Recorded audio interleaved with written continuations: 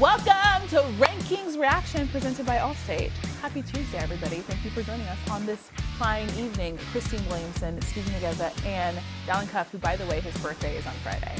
Big 4-0, man. I didn't say it. Big, hey. I just said it was your birthday. Quick side story. When my mom turned 50, I walked around my house saying Big 5-0 like 15 times. My dad backhanded me a lot of spankings. Mom was like, wait till your dad gets home. Didn't even try to change me around. She's like, you just wait. Like, just fire him up. It was not good. I didn't say how old you were. I was Thanks, just trying to Skubie, celebrate your birthday. You look young, bro. You look young. If I hate when that people means say that. anything. I feel below average, but thank you. Thank you for pouring salt in the wound. I'm laboring through this mentally and physically, and you just right away just kick me down. I'm just saying that I hate when people say, but you look good for your age, because like, you look like how you look. You know what I mean? There's truth to it, though. You look regular. Anybody that tells me I look some guy told me on vacation this summer that he thought I was 29. I wanted to hug him. I wanted to hug. He was 65. He was a little screwy, but I was like, had dementia sir, I love you. And actually, then I told him my real age. He told me, F you. So that was a real story. Wow. Yeah, it was very aggressive. Nice of him. It was aggressive. Okay, as you guys know, the rankings. No FCC here. I bleeped it out. We're okay. No, it's totally fine. Yeah. People have said actual words on this show. Yeah, let's look at the top 25, shall we? Kansas drops 9, Tulane drops 1. All these teams dropped except for Kansas State, who went up 4. Any surprises here, guys? Oklahoma State's lucky to be in after that performance, but go ahead. Yeah, absolutely terrible. Okay, next. That's very true. Next 5, UNC going up 4. Iowa going up 6. What were you about to say? I was going to say, shout out Arizona. Really been impressive this year. The way that they've been able to just grind out wins. They're a good football team. And then Iowa, just doing their thing. Making their way up slowly every year, just solid. 27.5 points was the over and under, the lowest we've seen all year, and 22-0 was the final score there. And they took a knee at the 5. That was amazing. Okay, this is where things start to get a little bit exciting. Oklahoma goes up 3. Oregon State, they're at number 11. Anything that you guys see here that stands out to you? LSU moving back up is important for Florida State's resume. True. The better LSU is, the better that gives them a non-conference win when that ACC is struggling for them. Same as it goes for Oklahoma. With Texas, you want them to be up there as high as possible. And then Oregon State getting to move up. They got Washington this week. That's going to be a big win or a big loss for Washington regardless. All right, now we're in the top 10. Louisville up 1. Missouri up 5. Alabama and Texas stays exactly where they were last week. Any shock or surprise? It wasn't surprised, but I know as soon as we saw Missouri at 9, we had a feeling we were going to see a shake-up in the top there, given the fact that Georgia, the value they put on that and what Georgia did a couple weeks ago. The Louisville win is, again, relevant to FSU. The fact that they may stay alive as a top 10 win. Now they are on the road to Miami. Miami's a one point favorite. Who knows underdog.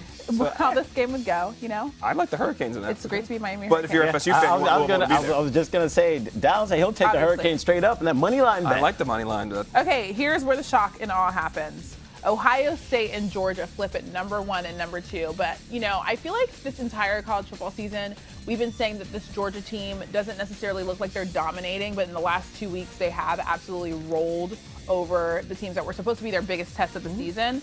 So what do you guys think about the fact that Georgia was able to jump Ohio State? Well deserved. Georgia's offense has been absolutely dominant. This is probably their most complete game of the season.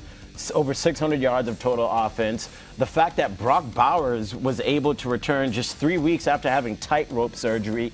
So now teams are having to focus on Georgia from a whole different perspective, because if you don't double Brock Bowers, Carson Beck is going to give the ball to everybody else. And then on top of that, that offensive line is playing lights out. Carson Beck was pressured just on 7% of his dropbacks. That is a monumental number for the offensive line. We talked about whenever you lose a great player, other guys have to step up. You learn how to play. Well, Ladd McConkey's was huge in Brock Bowers' absence, and now you look like, I'm not going to mention his name. There were 2 really good tight ends for the Patriots years ago. It was Gronk and X. And X, that makes me think of like a team and what they could be doing in 2 great tight ends. Big fan. I will say this. The fact that Ole Miss is still in the top 15, and as we said, Missouri moves up 5 spots, Georgia had to be there. That was the signal. Like, we still value these teams a lot, and you didn't just beat them. You blew the doors off them. And now that Ohio State-Notre Dame win doesn't look as good. So, they moved down 1 spot, and Ohio State's going to have their chance against Michigan on the road in a couple weeks to settle it all. But right now, Georgia's where they should be based on the last couple weeks. Yeah, Ole Miss, for the game against Ole Miss, I will say Lane Kiffin came out after the game, and he said they've been known for their defensive dominance. This is what everybody has paid attention with this team, but the offense has been elite. And the offense has really turned into the strength of this team because we're typically used to saying that Georgia defense is next up. They don't have that NFL talent, but their offense, just the way that they're correlating or working together, has been something we haven't seen from Georgia in quite some time. Yeah, for sure. Even though they're able to get it done the last 2 seasons. The one thing that they did do with the win this past weekend is clinched an SEC championship title berth.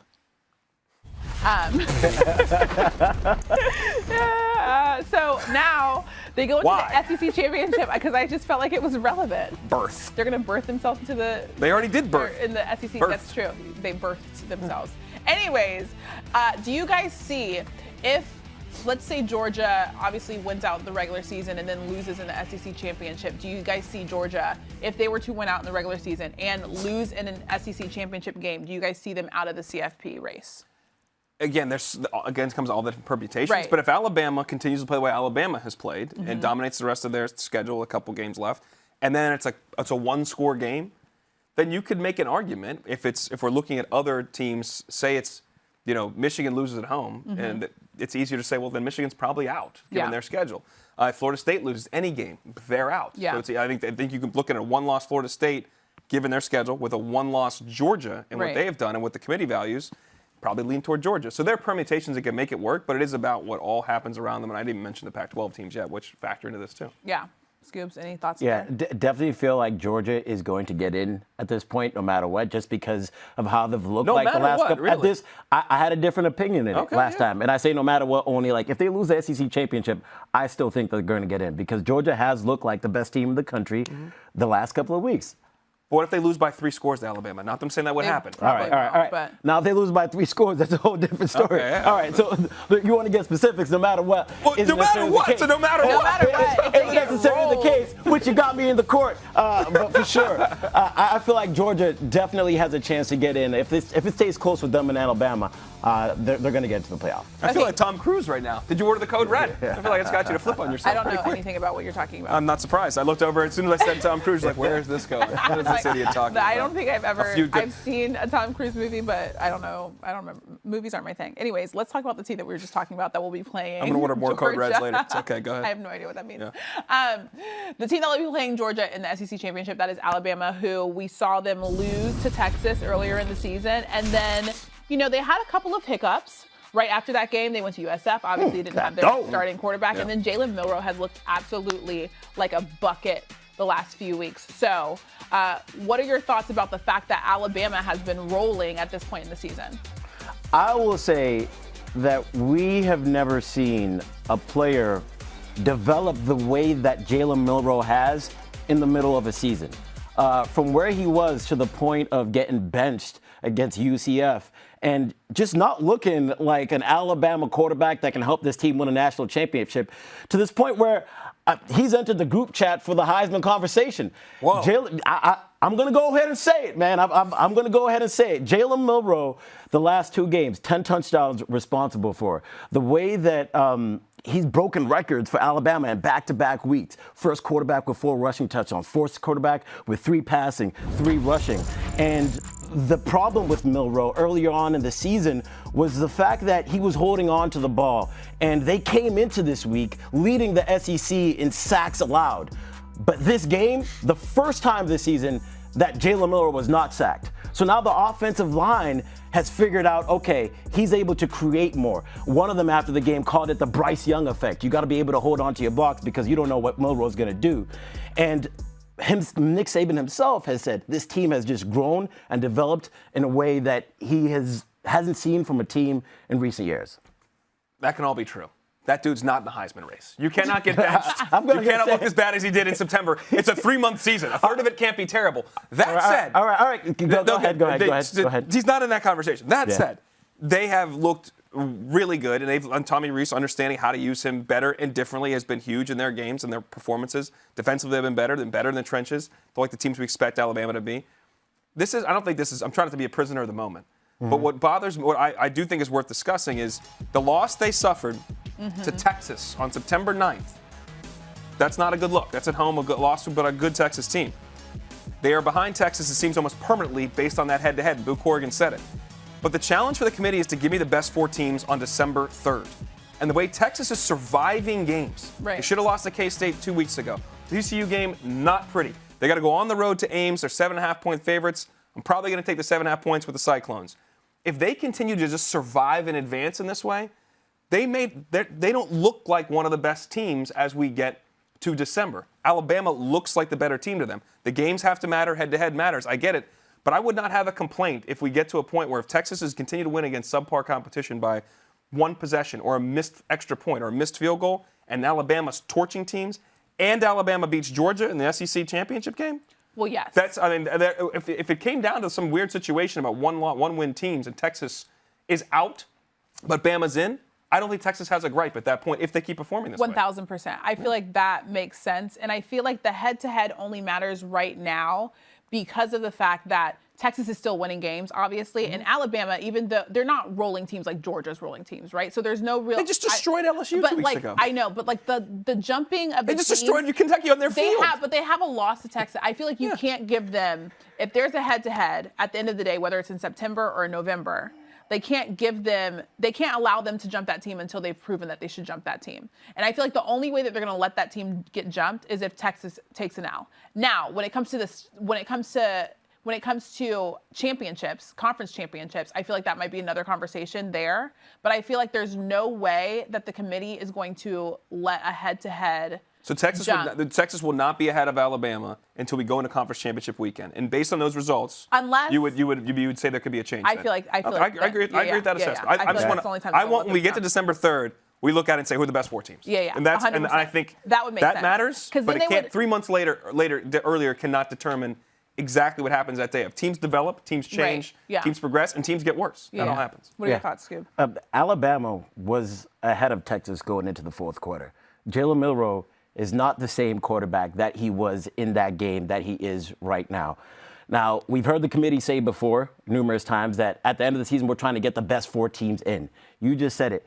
If Alabama is one of the best 4 teams in the country, which right now I believe that they are one of the best 4 teams in the country, and you got to let them in over Texas, even if they have that head-to-head win. Yeah, because then Alabama would have beaten Georgia and Texas.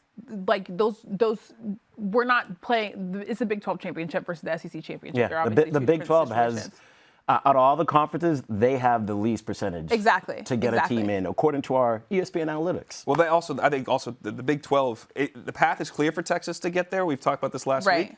But the problem is now as Oklahoma State gets blasted, so you continue to, your resume gets weaker and weaker. Yeah. You find yourself in that situation where you're like Florida State, but Florida State does not have a blemish on their resume. Right. Texas does right now, and that's a massive dividing point. All right, let's bring in our favorite ESPN college football. Just kidding. We're not bringing her in just yet. So let's talk about that. So let's talk about some coaches, because there was a lot of shakeups this week when it came to the college football. Let's start with Jim Harbaugh. I want to start with Jim Harbaugh because obviously there's been a lot of situations happening out of Michigan. But also, can we talk about the post-game presser? Oh, yeah. Or not presser, sorry. Emotional. The post-game interview. Yeah.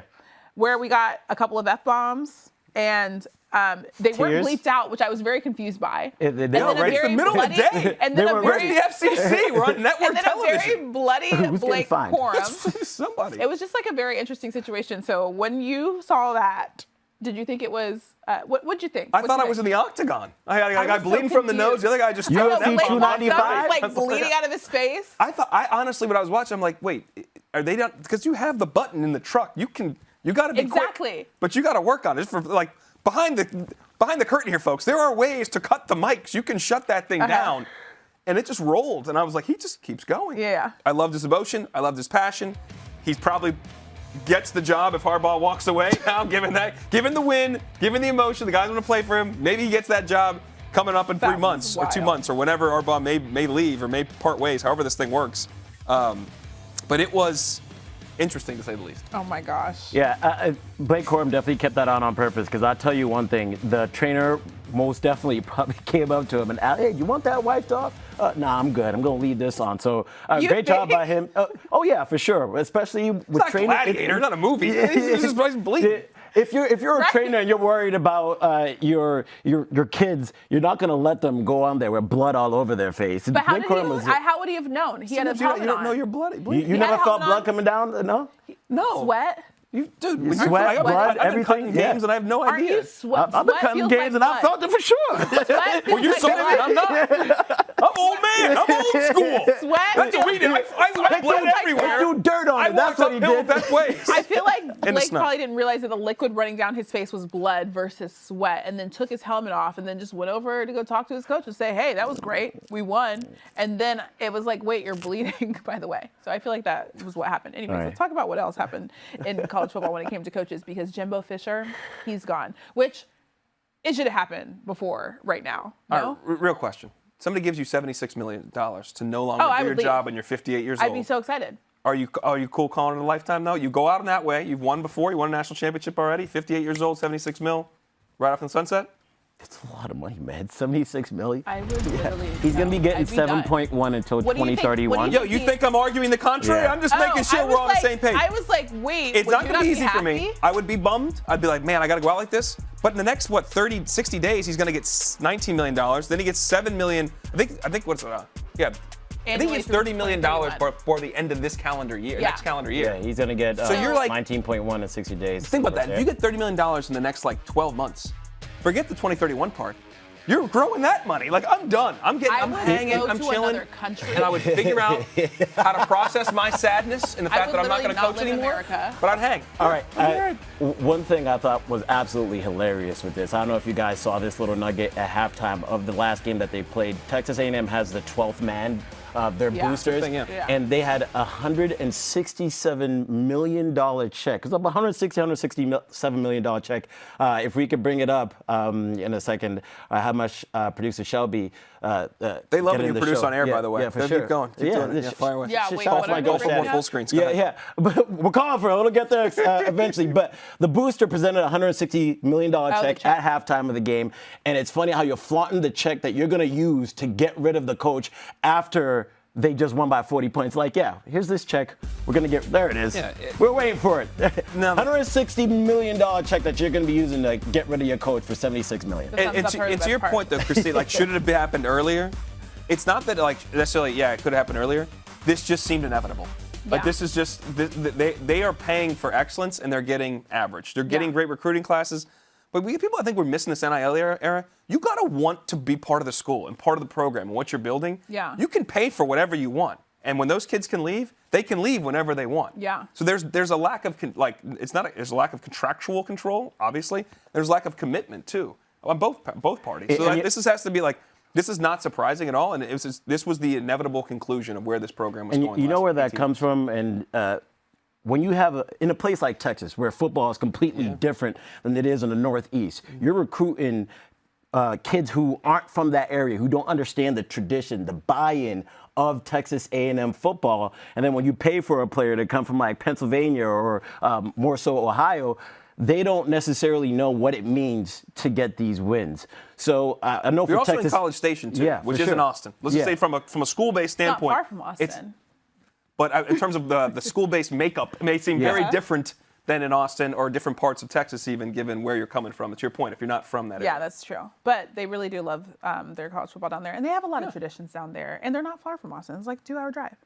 I'm talking about the human beings that I are know, occupying the school. but it's like Go ahead. 2-hour drive. If you want to do something fun, you can do. Yeah, it. because when you're working and you're practicing, you're playing, football, you can hop and you have ride, so and you much can time just to go. drive 2 hours and just hang out in Austin. You're watching That's Rankings what we do. Reaction presented by Allstate. We are now going to welcome in our favorite ESPN college football insider. That is one Heather Dinich Terrible joining towel. the show. Okay, Let's so go, we were Heather. talking about. Oh yeah. Sorry. We were talking about something that I find very interesting when it comes. Well, Dalen finds it very interesting as well.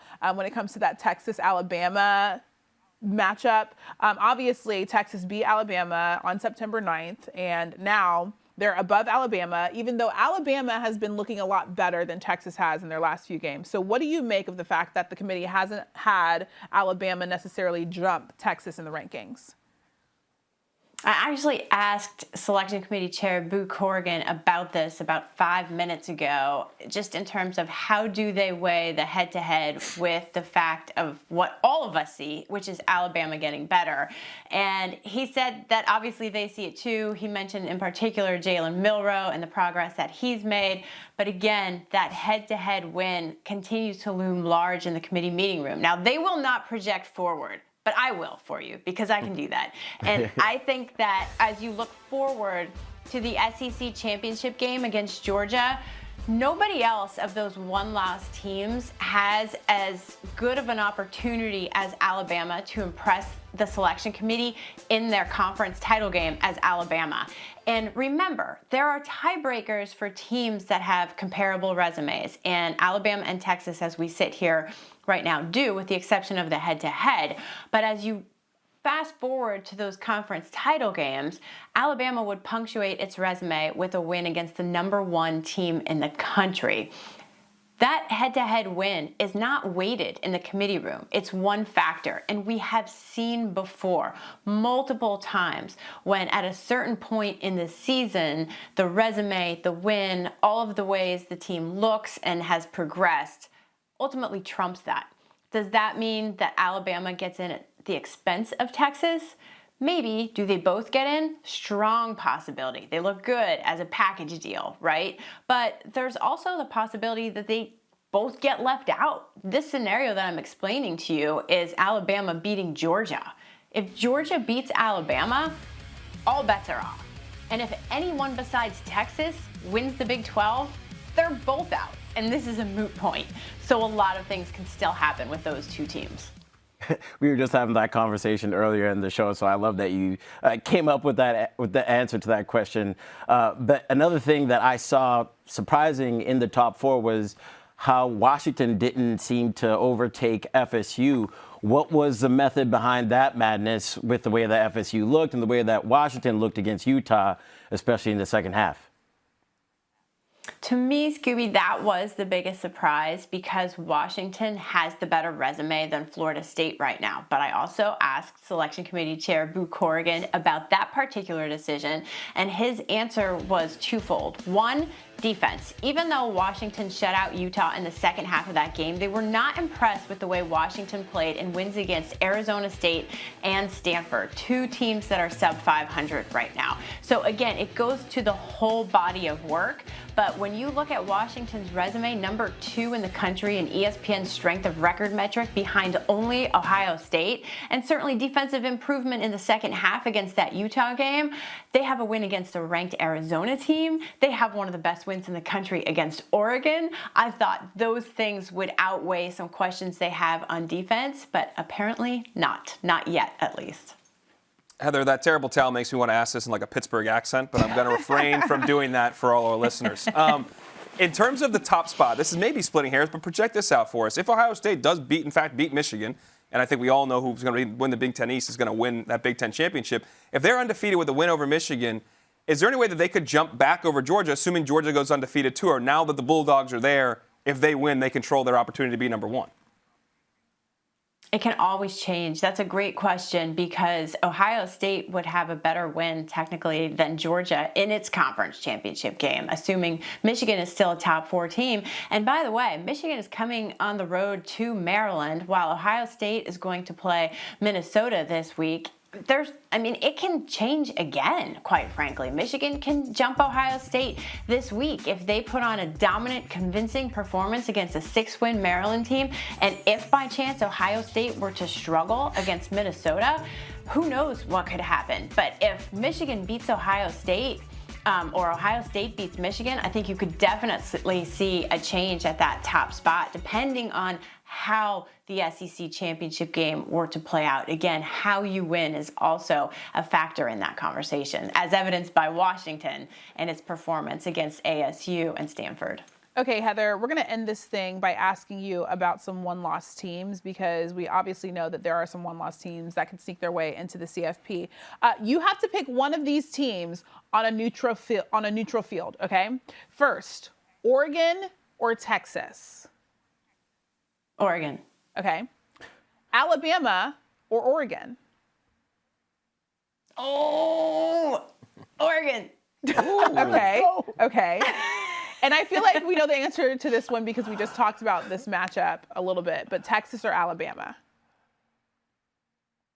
So if they play right now, I'm going with Alabama. Yeah. I think they beat them today. Okay, yeah, for sure, because Alabama is definitely looking a lot better. I do want to mention one more thing because you had an article on E+ that was talking about the 6 things that would stress out the committee right now, and one of them is a 2-loss contender.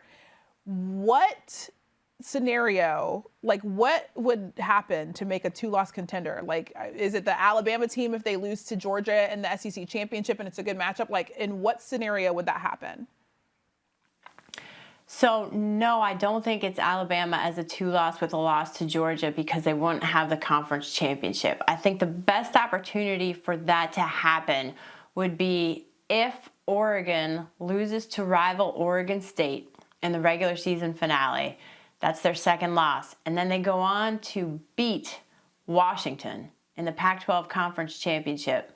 You've got a 2-loss Pac-12 champ in arguably one of the best Power 5 conferences in the country.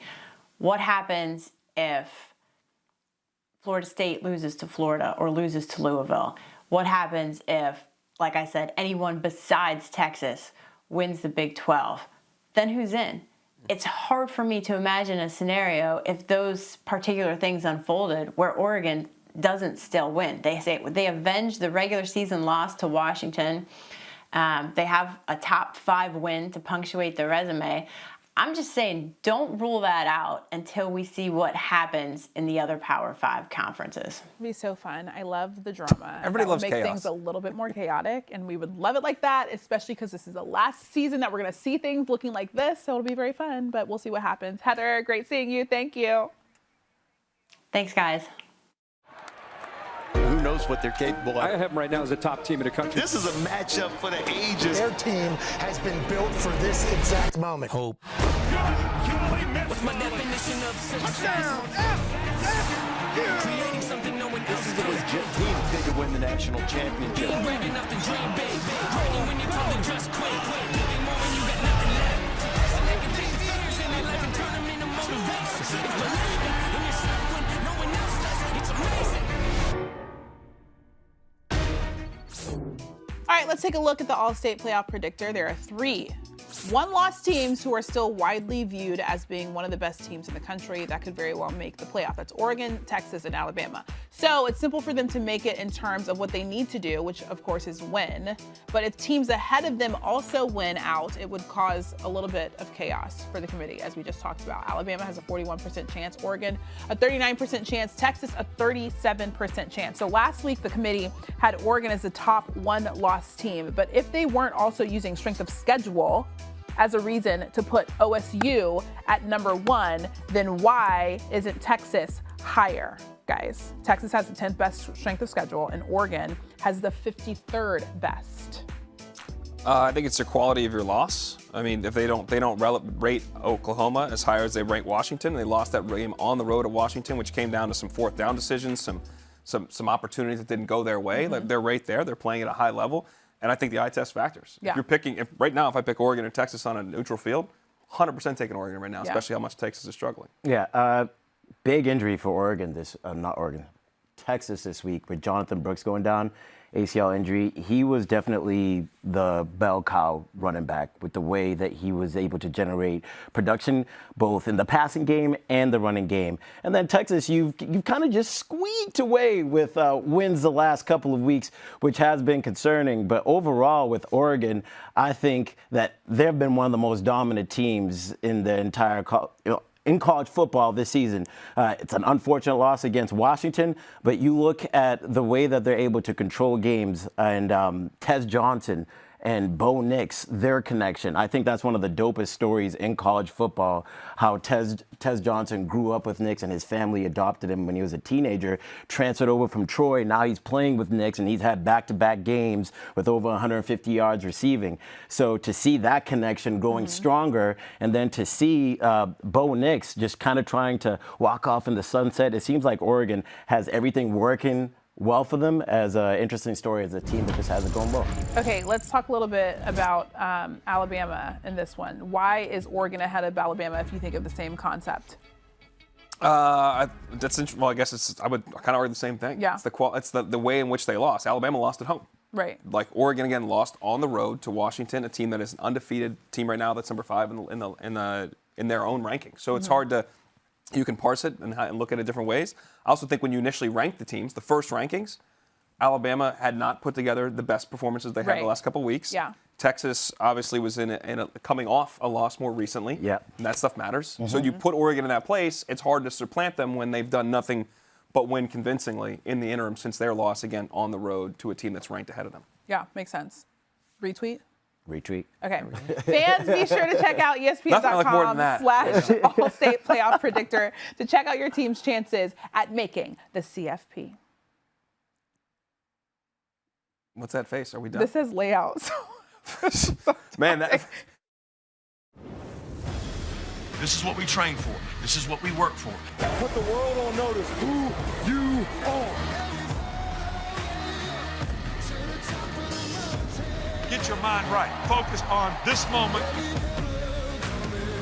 We here for one purpose. I gotta have it. I need it. How about that? Touchdown!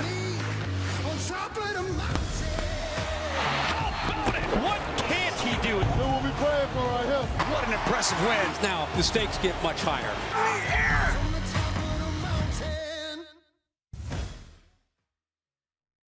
Shake up some things this week. I don't know if there's really as many, obviously, as last week could possibly shake up things, but let's take a look at the Week 12 Saturday slate. I'm taking a look, mostly I feel like everybody is, at this Washington-Oregon State game. I feel like that's the most shake-upable. But then also there's Miami and Louisville. I think that's the big one because that gives not Florida State a lifeline, it gives Florida State a better argument in terms of their resume because if Washington does remain undefeated, now granted, Ohio State, Michigan, one of them will cancel each other out. Right. But it still gives you a resume-building win. I ultimately don't think they're going to get that. I think Louisville's could easily lose on the road here. I know Tyler Van Dyke has got to be the quarterback. If he's got good arm talent. He had a great year 2 years ago. Yeah. It's in his head. If he doesn't turn it over, this Miami team still got legit talent all over the field. So I think they can win at home. Yeah, the Oregon State, Washington, obviously the typical one.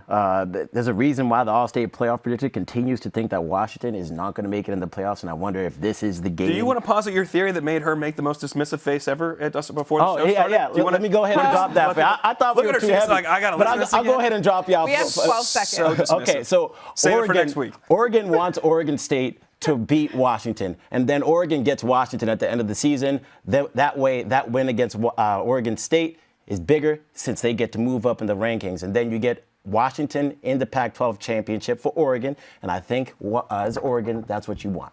That's what you just said. You said Oregon. If you're Oregon, that's what you want. So that makes sense. Do you want to make the face at him again, though, and just look at him like she did not agree with me before the show. Folks, it was the most rude thing I've ever seen. Just thank you for joining us. Thank you for pointing that out. Nobody else was here to do that besides you, so I appreciate that. Looking like that is because it didn't sound like a likely scenario. But then the asterisk is, if you're Oregon, you want this to happen, and so that makes sense. Isn't that what I said at the beginning? Thanks for watching Rankings. You know what's important in television? Listening. Listening's we'll important. See you guys next week. Thank you guys for hanging out with us. Happy birthday to Dalen. He's turning 40 years old. I don't like either one of you. Thank you. Get me off the screen. I'm getting out of here. We'll see you guys next week.